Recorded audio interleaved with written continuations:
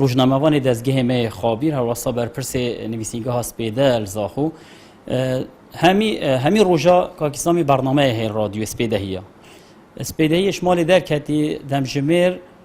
نهو 45 خولک شمال در کتی تلفونا ما مستاهی کلی اجل بر درگه حوشه تلفونا ما مستاهی کلی گویی از دین دیفترام میشن رادیوی نابینا مالاوی و مالا ما مستاهی گلک دیرنینه نابد کیلومترک الوی چنده درد که تو ایدی دیار نابتن او ما مستایدید مینت الهیوی نایتن پشتی چند دقیقه که تلفنه که بو کاکیسنامید کتن سید اسلام تلفن خانه راکت هرد که تو ناراکت هرد که تو ناراکت ما مستانه چارد بتن او بخواب تاکسی تهتن رادیوی بیشتر دیم تلفن اسلامی که ناراکت ما بچه و نورگرتیه پشتی نیفس دبجمیره که کسو کارین کاکیسنامی با بی تلفن کرد گویی از تلفن‌ها کاکیستان می‌دیم تلفن‌ها خانه راکت و چه جرام تلفن‌ها اسلامی کریه دمل دست رات کتل کی بود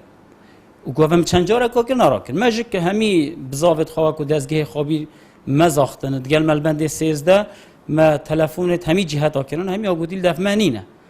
لی پشتی 4 دمجمیرا هزکا آسایش بسر مالا کاک اسلامی دادگرد و تفتیش شمال آن کرد بیکو هیچ بیشن بریاره که دادگاه گلوان آدابتن مالا کاکیسامی پشکنینن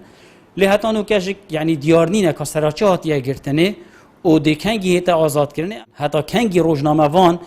دهینه ایشاندن دهینه رواندن دهینه دست سر کرن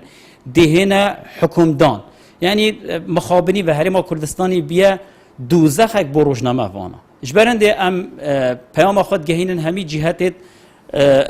خال روزنامه وانات کن خدام بین سرخط بوهنده گواشتن و سر دستگاه امنی بکن که اسلام بزیدرین دم بهتا آزاد کردن